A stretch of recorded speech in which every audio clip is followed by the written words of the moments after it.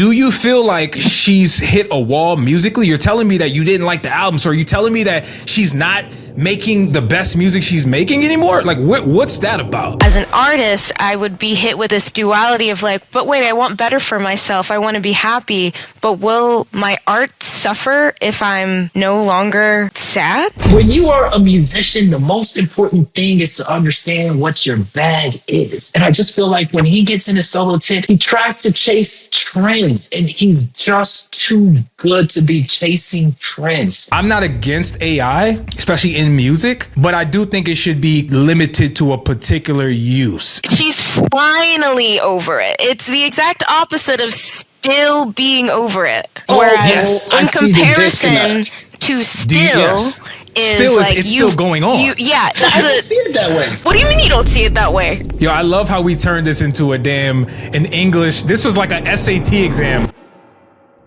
Hello, good morning. Tell me what the lick read. This is another episode of With That Being Said. I am Quincy. This is Uche.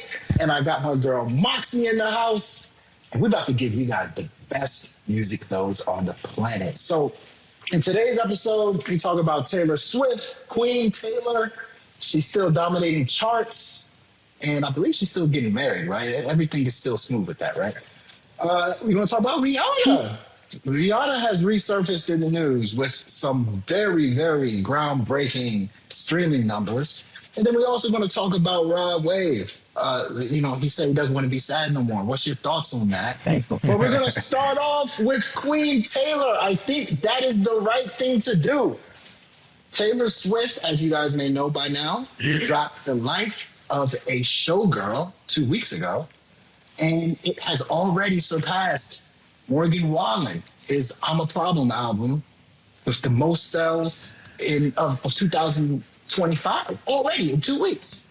Mm-hmm. Is Queen Taylor somebody that can be stopped? Is this something? How remarkable is this record that she pretty much broke? Moxie, before you jump in, I just got to say, 2 weeks. I thank God that somebody dethroned Morgan Wallen. Like, why was he why was he number one for this long? Like, I've never seen nothing like this. Okay, now the hate is done. Moxie, go for it, please. This album, Life of a Showgirl, becoming 2025's best-selling album in the U.S. I don't know. Well, to answer your first question, no, I don't think there's anything you can do to stop Taylor Swift. I think her entire personality is constantly striving for the next best thing, and at some points she's just sometimes it just feels like she's in competition with herself. But for this album, as a Swiftie, I love Taylor Swift. I'll preface that. I think, in my personal opinion, that this is the worst album that she's ever put out. My God. I did not like this album. I've listened to it over and over and over again, and on my very first listen, I was like, this can't be right. Something is off. There's no way that I hate this album, right? There's no way I've heard every single song and hate the whole thing, right? I will say after maybe the fourth or fifth listen, I got there. Now I love most of this album. But with having it only like 12 songs, only liking like 4 of them is like a large chunk of the rest of the album is, hit or miss. And I've heard that that's a discourse with many people, that they don't like the whole thing. And that even, I will say, some of my favorite songs, there's even parts of it that I'm like, why is that in there? Why is that line in there? What are we doing here? What's this? And there might be like one single song that I feel like is absolute perfection, no changes, and that's Father Figure. But with all that being said, I don't know if this is the deserving album to be best-selling right now, because it has so many variants, and a lot of people are always saying, like, how can you actually tell album sales when you have people, like one person buying like 10 different versions of the same album? Does that actually count as like numbers? But also, maybe that's the smart thing to do. I think it's, not great for the environment. It seems very excessive. But I think I'm also not a billionaire, so maybe I'm not thinking of the bigger game plan. Taylor she's, I think, perfected the whole bundle game. Mm-hmm. Like her merch game, whether it's creating variations of vinyls, whether it's like the different things that she's selling. Like she's on another level with that. But as someone who's not a Swiftie, I can't speak for the music. I don't have the knowledge of the previous music from Taylor Swift. I can't speak to that. And very succinctly, do you feel like she's hit a wall musically? You're telling me that you didn't like the album, so are you telling me that she's not making the best music she's making anymore? Like what's that about? Like how would you describe the type of music she's making right now? I think the music that she put out during the pandemic, Folklore and Evermore, is generally considered, I think, by the general public as her best work. Since then, she has put out, I think, 3 more studio albums, not counting the re-releases. And since Folklore Evermore, I think that's what everyone is comparing her next release after release to, since that was like, I feel like when she peaked in the music that she was making. I personally liked her previous album, The Tortured Poets Department, but that was also another album that the general public felt was that album is like 30 songs or something. It's long. That people are saying like, oh yeah, maybe she did peak with Folklore and Evermore. Tortured Poets Department is my favorite album that she's ever put out. I think it might be kind of similar that she's just really happy right now. And the albums prior to this, God, she was so sad. So, I'm wishing the best for her, and I, of course, want her to keep being an artist and making music that reflects her life. So good for her. But she's so happy and so in love. And, I just think music sounds a little bit better when you've got some turmoil. It's so funny. That is an amazing segue for a topic later on in this show. However, with that being said, I do want to move to the next topic because we have another artist by the name of Rihanna. Speaking of somebody who's in a different stage in her career, and what are they even going to talk about based on the previous stuff that they put out? But Rihanna just broke the Spotify monthly listeners record, and she's now the most streamed Spotify artist as a Black woman. I think she hit over 100 mil or something like that. You guys have the numbers right up handily. I think it's about 100 million monthly listeners. Mm-hmm. Yeah, like that's insane. Despite putting out a project about over a decade ago, or at least close to a decade ago. So, Q, is that impressive to you? Are the bots working in overtime? Talk to me, man. What's going on? No, it's impressive. I think when you talk about the GOATs of music, especially in the past decades, 2 decades or so, when you talk about the ghosts of music, the people that come to mind are Beyonce. Well, to me, let me just say, at least to me, Beyonce, Rihanna, Taylor Swift, and then you can, Drake, if you want to sprinkle in Drake in there, but those 3. Now, to your typical person, they'll say, Rihanna, why are you putting Rihanna in that? Let's just say the women, why are you putting her in the same level as Beyonce and Taylor Swift? But Rihanna, when she was out, Rihanna was on fire every time she released. She has so many #1 records, so many songs that we've heard thousands of times. Rihanna was, her last album, what was it? Anti? Was her last album 2016? In 2016, which by the way had SZA. That was the first time I heard SZA. Actually, she was on the first song on the album. But yeah, it came out in 2016. If you listen to a good chunk of the songs on that album, it has aged like fine wine. Think about "Needed Me." She needed me. It's just so timeless. You don't know what year it came out. You end up playing it 10 times in a row every time you hear it.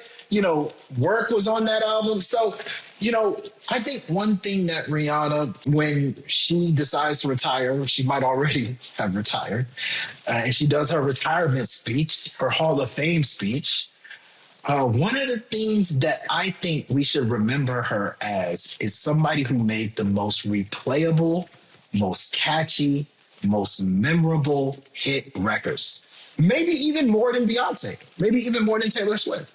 And anybody who wants to challenge me, I'll go down the line and start naming Rihanna songs, and you're going to be like, oh, yeah. That might be right. I mean, it's definitely a debate. It's definitely a debate. You know what I mean? Like, shoot, it's three of us. We could have that debate if you. Somebody got. Moxie's gonna pick Taylor. You're gonna pick Rihanna. I'm picking Beyonce. Let's get it. I What's didn't up? think you would bite.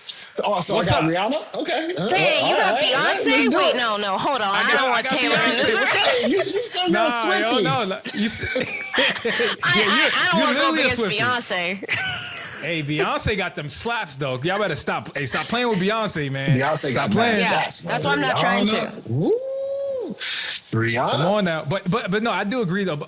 You said a couple things about Rihanna. I just feel like, what does new music sound like from Rihanna? Like, where is she even at musically? Like, how's she gonna? You know what I'm saying? Like, what angle would we even get? It's just her taking 2 lip gloss bottles and tinging them together. I was gonna say, if you hear new music from Rihanna, it's more than likely AI. Yo, It's probably gonna be AI. yo, and you know, good as it might be 50-50. It might be 50% Rihanna. I mean, the only 50% way you AI. hear her these days is features. She does features a lot. Like, even those are hits. That's true. That's true. That's Yeah, true. right. But look, if she names Yeah. the only thing I don't want is her to don't give me a damn sales pitch for her brand Fenty. Like, I don't want the album to be called Fenty. I don't want to hear none of the Savage. No, like, just give me something away from the brand that she's made $1 billion business of hers. That's just my personal note as a fan. I don't know about y'all. That's just my only request. That's it. That's all I need, man. But I do want new. I would appreciate new Rihanna music. I will say that. I would appreciate that. Okay. But with that being said, I do think it's time to change the topic. I can talk about Rihanna all day, but I gotta pay some bills in other places. Tame Impala. You know, that's not his name, right? That's the name of his musical act. Exactly. Tame Impala. You know, but Tame Impala, you know, after taking a hiatus, a sabbatical from music, decided to return with a new album called Deadbeat. You know, Tame Impala has a very, very strong cult following, and apparently Travis Scott is one of those people that follows Tame Impala. So online, Travis Scott said this album is the best release in the last 2 years. Wow, that's saying a lot. There was a lot of great albums that released in the last 2 years. GNX, you know, we got I'm the Problem with Morgan Wallen. In Utopia, I believe that met the 2-year mark, didn't it? So, what do you think Travis Scott's trying to accomplish by saying this, Moxie? Is he trying to get a Tame Impala feature, or do you think he generally likes the music? Genuinely. I think he woke up one morning and was like, are people still talking about me? Maybe I should say something to get me back in the news. That Tame Impala album, dang, that's the best thing I've heard in a decade. He's better than Elvis. I do agree with you. I think he was on, you know what I really think? I think he got like a feature or collab with them or something. He's bigging them up, you know, like people just don't know it yet. And he's just hyping, hey man, I'm working with them in the future. It's like a little dog whistle. Give fans, let them know Travis Scott's name is associated with Tame Impala. But nonetheless, I will say this. It's my first time. Travis did make me go listen. That is part of the whole reason with giving the shout out. I will say it worked. It's not a bad project. Luckily, though, I am somebody who listens to, like, you know, alternative rock, alternative pop. Like, I like that sound. So if you're somebody who enjoys psychedelic music or something even in that realm, you're gonna like this project. Tame Impala, I don't think that this album is amazing, but Travis probably, like I said, he probably has some work with them in the future. It's a refreshing project though, nonetheless. You know, but Travis is tripping. This is not the best album that came out in the last 2 years. Like, he's smoking some synthetic type of drug. And he got to. He literally has to. Let's move on to the next topic. Or I should say, with that being said, Summer Walker has a new project on the way. Did you guys know that? This is actually a good one because, first of all, I feel like there's a theme with this episode, right? Moxie, you talked about Taylor. Talked about her being in a different era of music. You know, we're going to talk about Rod Wave coming up and him in his sad era. Summer Walker is finally over it. She's finally over it. And that's the name of her new project. And so are we going to see the end of this whole thematic R&B mood where she's been nonstop talking about how shitty dudes are and how men ain't shit. Are we going to see an end to that, or are we going to see some more happier vibes from a Summer Walker? Because if you really analyze Summer Walker's catalog, she's really in that moody, to get you in your feels type R&B. And so, I mean, are you guys excited about new summer music? So, the fact that the title was named I'm Still Over It, it sounds like a follow-up of her I'm Over It album, which I thought was like an A+, you know what I mean? And this is me as a guy. She's cussing out guys the whole time, Wait, hold on. Hold on. Sorry. We talking about the new album? The new album's called Finally Over It. I just want to make sure we're clear on that. Oh, is it called? She's finally over it. It's That's the exact why I opposite opened of up by still saying, being over that's it. why I opened up by saying, are we going to see the end of this whole moody era of summer? Is she going to transition into not being over it? And Quincy said no. No. She's still Be over it. But it's like you just got to being over it. Oh, Whereas yes. I in see the comparison disconnect. to still Yes. is Still like it's still going on. I don't see it that way. What do you mean you don't see it that way? I read it. So this is how I read it. Over it is like, man, I'm over this. Still over it. This person's still annoying me. Finally over it. I'm taking it as in like, this person's annoying. You are a freaking writer. There's But not a absolutely reader, no way apparently. you Reading see the comprehension word is low final, today. and you think, I don't know what that means. Don't it say final? That means it's done, right? So I'm finally done being annoyed. That's what finally over it means to me. Yeah. Yo, I love how we turned this into an English. This was like a SAT exam. At the end of the day, it still has over it in the title, so I think she's still angry, right? With that being said, let's find a way to segue out of this situation. Ty Dolla $ign. I know the name of his album. It's called Tycoon, and it was pretty straightforward. Ty Dolla $ign dropped a new album called Tycoon. It is his first album since featuring Ty Dolla $ign. I realized one of the first numbers that came out about the album was that its first day was 2.8 million streams it got in its first day, which, I think if you compare that to like other people's first days, that's pretty low. But I wasn't really expecting Ty Dolla $ign's album to do big numbers. But Uche, I know you listen to the album. You are a huge Ty Dolla $ign fan, just like I am. What did you think of the album Tycoon? Whew. Very underwhelming. Very underwhelming project. But you know what though? I've come to terms with the fact that Ty Dolla does not make great albums since his debut, Free TC. Because if you heard Free TC, there is absolutely no way that you were not on the, Ty Dolla $ign is incredible. This guy is going to be one of the greatest R&B dudes of this generation. There's absolutely no way you didn't come away with that conclusion. And to see what he's done since has been, to see what he's done as a lead artist, let me cut him some slack because I will give him some credit in a few. As a lead artist has been very underwhelming. Singles, I mean, of course, Ty, he's talented as hell, so he's always going to come with a nice banger. He's always going to collab with the top artists, the Chris Browns, the Nickis, and you see what he's doing with Leon Thomas now, who's signed to him. And actually, they have a really good song on the new project called Mixed Emotions featuring Travis Scott. That song is really, really great, I think. Has a chance to do some damage, if you ask me. But Ty has been more of a featured artist to me throughout the vast majority of his career, man. Like somebody who's behind the scenes as a producer, a songwriter, a composer. He plays like 100 instruments. Like this guy is just on another level in terms of talent. And so he has been, I'd say, very busy, you know what I'm saying? Like throughout his career, making hits for other people. But to see him continuously put out his own projects and it not really do what I always thought he was capable of doing it's disappointing, bro. It is. It's disappointing for me. And of course the numbers clearly show that people are not really clicking on a Ty Dolla album. They're just not. The elephant in the room, right, is what a lot of people aren't saying is that I think we wanted Vulture Street. I think when Kanye West and Ty Dolla $ign link up for an album, let's just call it what it is. It's awesome. I mean, I like Vultures 1, probably the best out of the two. I like Way Vultures better. 1 the most, right? But Vultures 2 was Way really better. good. They showed an experimental side. I thought Kanye West put Ty Dolla $ign in positions to succeed, which I think that's where Ty Dolla $ign shines the most, when somebody puts him in a position to succeed.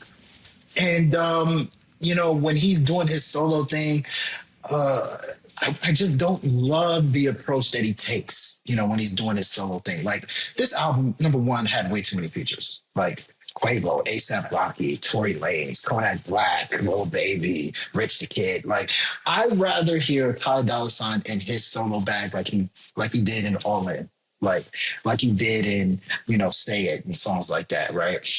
And then number two, why the hell is Ty Dolla $ign trying to play Playboy Cardi? Like, I don't want to hear Ty Dolla $ign be Playboy Cardi. I want to hear Playboy Cardi be Playboy Cardi. Like, when you hear songs like, the intro, and stuff like that, that's not your bag. It's when you are a musician, the most important thing is to understand what your bag is. And I just feel like when he gets in his solo tip, he tries to chase trends, and he's just too good to be chasing trends.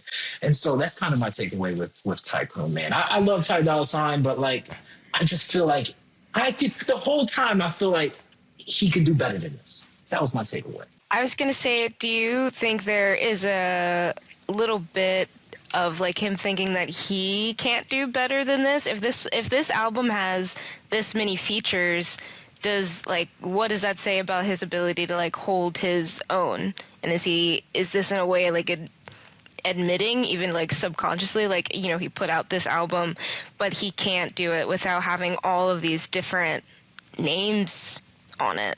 Like, what does a solo act sound from him when it really is solo? Yeah, I think this. At least I came to this conclusion way before this album. This album just continues to make my point, which is, he's just not a lead artist. He's not a lead artist. Like, he's a guy with immense talent. He has all the tools. Like, he has the songwriting. If you listen to him, he has the harmonies. He has the melodies. He can rap. He can sing. He's a great compliment. He's somebody who can add to a song. And Q, you said something that I disagree with, because it implies something. No, it is. It's 100%. This is not even a knock, but you were saying how Kanye put him into positions to succeed. And while Kanye is great at what he does, and I'm sure that is the truth, I want to put more respect on Ty Dolla's name, because he puts people in position to succeed. That's true. That's literally his gift. Like, that's his bag as a producer. So, you know what I mean? Like, again, I feel like he's who I think he's shown us he is at this point. We got to stop making artists into what we want them to be and just take them for what they are. To me, he's not a lead artist. He's not. But you said something. Sounds harsh, by the way. No. You know what? I'm going to make a point that makes it not too harsh. Do you know who else I don't see as a lead artist? I don't see Travis Scott as a lead artist. Like, when he makes albums, Travis Scott collaborates with a bunch of different people. Travis Scott puts people in positions to succeed better than most people in the hip hop game right now. I don't see him as necessarily a lead artist. He can drop a lead song and he can do all this stuff, but I think Travis Scott is at his best when he's collaborating with people. Think about Utopia. Think about Astroworld. Astroworld is a bunch of different collaborations, and this is not a knock to me. This is just, I think that's when they're at their best, and it's when you drop your solo projects. You know what I mean? That's when you pick. Are you going to be a person that dominates the solo project with, pretty much your voice, or are you going to add people to the solo project like Travis Scott has done in the past? But from Ty Dolla $ign, man, honestly, I actually want to see him as a solo artist. I want to see him do an album mainly with him. At the end of the day, he's so talented that he'll get many opportunities to redeem himself. But I just hope that next time, if I was on his team, I would say, Ty Dolla $ign, give us a 5-6 track EP of just you, solo tracks. Dive into your R&B bag. Forget the trends. Just dive into your R&B bag And then after that, we'll see how the people take it. And then you go from there with your next solo project. But, we'll see. I hear you. With that being said, let's move on to the next topic. Rod Wave recently said he is done being sad. Man, what a statement. I never thought that I would report that an artist said they're done being sad, but salute to him. He recently sat down on the Joe Budden podcast. I believe it was a Patreon episode. And yeah, he was just expressing how, obviously people know him as the sad guy. And I think that is complete facts. He's been the guy that people can rely on to get in their feels. You know what I mean? Like when you really want to, feel that emotion in music, you go to a Rod Wave. Bro, speaking of that, if you guys saw the Sinners movie, he did the lead track from the album. And I was like, bro, this guy is freaking so amazing. This guy is so sad. He can make anything sound fire, bro. Like anything. It's like he has a gift of being sad. And so with that being said, are you guys sad to see him stop being sad? I mean, honestly, Rod Wave, to me, some of my favorite albums from these past couple of years have been Rod Wave albums. Like, Call My Friends. Oh, like, who makes songs like this? Call My Friends. Like, but to me, Rod Wave is indicative of what I think we all look like as human beings. Like, yeah, you see the people popping bottles and going to the club and, they got all these women, blah, blah, blah, blah, blah. But deep down, there's probably more sad people than there is happy people in this world. And I think he taps into that market and he does it authentically because that's the most important thing. There's so many artists these days that try to sound sad. It may not sound as authentic, but like Rod Wave, it actually sounds like it's coming from a place where it's, the experiences that he's gone through, things that he's seen, everything just feels so real. He talks about how antisocial he is when it comes to the music industry. As long as, if you want to be happy, Rod Wave, if you want to be jumping up and down, I'm cool with that. But as long as it's in an authentic place, I want you to genuinely be happy. Don't just be happy just to be happy. Be happy because you're actually happy. And it'll resonate. Yo, that sounds insane. Yo, this whole conversation is so flagrant. If you just hear bits and pieces of it and you don't understand like the real core essence, you're like, yo, what is this guy talking? How are you trying to police somebody's sadness or happiness? This is insane. But Moxie, what do you think? I think like Quincy, really, you're touching on like he is making music about like the human experience. I not to bring this back to Taylor Swift, but part of why this album doesn't resonate with her audience as much as past ones does is because they can't relate to it. And if he's saying he's done being labeled as the sad artist, I think it's probably heavy on him to like have to identify as he's probably trying to find happiness as the sad artist. Like you start calling yourself that, you start like hearing people call you that, and it gets like becomes a part of your identity. It's almost as an artist, like I'm a writer and I'm a poet. So as an artist, I would be hit with this duality of like, but wait, I want better for myself. I want to be happy, but will my art suffer if I'm no longer sad? And I have found like I almost don't even enjoy writing poems that are happy, just because I'm like, this isn't as fun. The process doesn't feel as good, and the art, the product that at the end of it I don't feel as connected to, as opposed to when I'm like sobbing, drinking wine, like throwing it back, just like writing everything out. And then the final product is like, oh yeah, that's mess, but that's good mess. And I think when you're happy, sometimes the art you create is too clean. It's too put together. And right now the world is not put together. We can't connect with people who are like, thrilled and happy. You ever been single or newly broken up and you're like hanging out with all your friends that are in relationships, and you're like, yeah, good for you, but also I hope you all break up.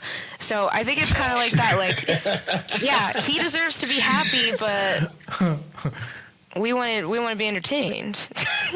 I've always felt like really bad for artists in that sense, right? Like I've always had this weird feeling of, you know, hoping that artists find that space within themselves creatively, but also like, you know, how it intersects with what the people like from them, because this is not a good spot to be in as an artist. Cause it's like, can you imagine what Rod Wave is going through in his own life? Right? Like, even on the Joe Budden podcast, like he talked about how, fans wouldn't even hear a song or maybe an album from him that was sad until like 10 months after he recorded it. Meaning like he's over it. He done already went through 2 different experiences that was heartbreaking, sad after he made that song, but fans get to experience it so much later. So he has to relive it when he's performing it. And he was talking about how that don't even feel good. You know what I mean? So just imagine that, man. Like that's not a good place to be in creatively. You know what I mean? So if Rod, like you said, Q, I think you said it very best. Like if he's going to create from an authentic place, to me, that is all that matters. Even if the fans don't F with it. Like even if I hate it, I'm like, well, why is he so happy? If he likes it, that's all that matters. For him. That's a great segue. I mean, hey, listen, I love Rod Wave. You know, keep making that music that's sad, and I'm going to keep buying those records. But with that being said, the next topic, you talked about authenticity, right? This is a little late add to the topics list. Timbaland. You know, Timbaland, he just had a street named after him in Virginia Beach, right? Congratulations, Timbaland, one of the best producers of all time. I don't think that's even a debate at this point. But Timbaland is doing something very controversial. He is pushing an AI artist named Takatumi. Is that how I say it? Takatumi? An AI artist, is a female artist, a female AI artist. And she came out with the first song. It's called Pulse Times Glitch. Now, I'm going to say this right now. I absolutely freaking love this song. I was going to say, don't you do it. Don't you say it. I absolutely freaking love the song, brother. It was made by a toaster. Absolutely beautiful. No. It was. But you see, I just like most people, right? Just like most people, when I see that as an AI machine that made the song, I was kind of turned off. I'm not going to lie. I was like, I want my music human. But the song was really tight. So what did Timbaland just unleash, Uche? Like what did Timbaland do to the music world by supporting this artist named Tata? Let me tell you something, and I'll be quick because I do want this to be free flowing. You remember when we talked about how Timbo made that asinine statement about how AI was the only thing with pure soul, and that everyone is making soulless music out here, but AI is the only thing that has pure and genuine soul. Remember when he said that on that podcast with Victor Oladipo, which is one of the most idiotic statements I've probably ever heard. This is what we've been presented with, which I will agree with you slightly. I like the song, at least the first half of it. I thought it was actually pretty fire. But once I get that out the way and realize that I'm listening to a fake artist, my senses kick back in, right? It kicks back in because I'm like, hold up. Okay, the song is cool, but this is not a real person. And we gotta caution ourselves, guys. We have to, because, people are complaining a lot about AI music these days. And I think rightfully so. People are talking about, a lot of people are losing jobs and this, that, and the third. I'll be clear, for me, I'm not against AI, especially in music, but I do think it should be limited to a particular use, right? Like, I think if you're using AI to sample more efficiently, or you're using AI to chop a beat more efficiently, okay, fine. I think that's cool. But to now go to the extent of we're now going to throw a voice and a whole inhumane way of delivering the music that we all love and get accustomed to, I think that's going way too far, in my personal opinion. So I just can never support it. It reminds me of how Drake sued UMG. It didn't matter what side of the field you were on. You could say Drake is crazy, he's sore for X, Y, and Z. For me personally, Drake lawsuit was going against UMG, which was a direct attack at rap beef and rap battles. I will never support someone taking a position like that. And I feel that way about Timbaland's artist AI. And so with that, I'll kick this off to y'all. I'm not a fan of it. I think it makes Timbaland a traitor. I think it's like artists against the AI, and we should not be working with AI to make music, literally because we just said we don't even want Rod Wave to find happiness because we like that his music is something we can connect to. And now this glitch ta to me, like, why does it even have a name? It's a battery. No, this is all absolutely not. Absolutely not. Nobody should go listen to that song. Don't give it any views. Don't give it any streams. I boycott AI. Boycott. I can't believe you do this, guys. Timbaland. Yeah, I feel very strongly about artists versus AI. It's a war. It's a war. We're in a battle. We're fighting for our lives, guys. This is serious. I'm coming for you, glitch. Talk to me. Okay, I want everybody to take a deep breath. Ooh, okay. Look, the first thing that came to my mind was it Greg Gumbel? When they introduced the internet to him in the Today Show in like 1994, he was like, what is this thing? The internet? This is weird. The internet, this will never be something people like attach onto. And, that just sounds so crazy. Maybe like just 10 years later. AI is going to be a part of the music industry moving forward. The only question is, how much will it be? At this point, people are probably using AI right now. The Weeknd's probably using AI for his background vocals. AI moving forward is going to be instilled in all types of places. There's going to be artists that you're going to try to do a background check on. And there will be no background because they are a robot. This is something that you can either, keep saying like, screw you guys, or actually get a part of the wave. This is a wave, guys. So here's the thing. As long as it sounds authentic, Now, I thought the Timbaland, the ta-ta-ta-ta-tua, I thought the thing sounded actually pretty authentic. I thought it sounded pretty good. I was not mad at it because it felt like an artist. But, when you have these AI songs that just sound like, some stuff that they just pulled from a video game or something, I'm not down with that. The name of the game is authenticity. And if your robot can give me something that sounds authentic, I might Quincy, get on board. I need you to turn your camera around. I need to know if a toaster is holding a gun to your head right now, because this... What, is there like a Zumba at your feet with a knife? This is not today. Who's paying you? He got a gun pointed at him off camera. That's what you don't know. It's literally like off camera. Like, look, I can see it through his glasses. Look, absolutely. You can see the beam. But no, when the lead artist is an AI artist, like that's not authentic to me.